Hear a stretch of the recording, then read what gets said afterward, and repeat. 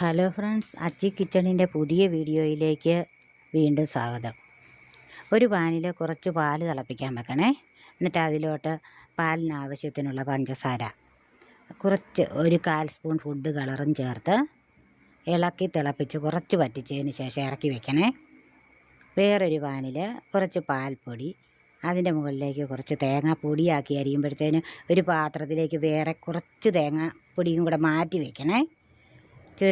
തേങ്ങാപ്പൊടി ചുരണ്ടിയത് അതിൻ്റെ മുകളിലേക്ക് കുറച്ച് തൈര്, ഇതെല്ലാം കൂടെ കൂട്ടി ഇളക്കിയിട്ട് അതവിടെ ഇരിക്കട്ടെ. അതിനുശേഷം ബ്രെഡ് 2 ബ്രെഡാണ് വേണം. അത് റൗണ്ടുള്ള പാത്രം കൊണ്ട് മുറിച്ചെടുക്കണേ. അത് 2 എണ്ണം വേണം.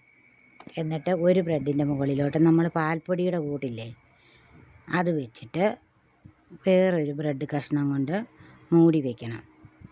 എന്നിട്ട് അത് നമ്മൾ പാലും ഫുഡ് കളറും എല്ലാം കൂടെ ചേർത്ത് കുറുക്കി വെച്ചിട്ടില്ല, അതിൽ മുക്കിയിട്ട് ആ തേങ്ങാപ്പൊടി നമ്മൾ മാറ്റി വെച്ചായിരുന്നല്ലോ അതിലോട്ടും കൂടെ മുക്കിയിട്ട് നമുക്ക് വെറുതെ കഴിക്കാൻ കൊള്ളാം.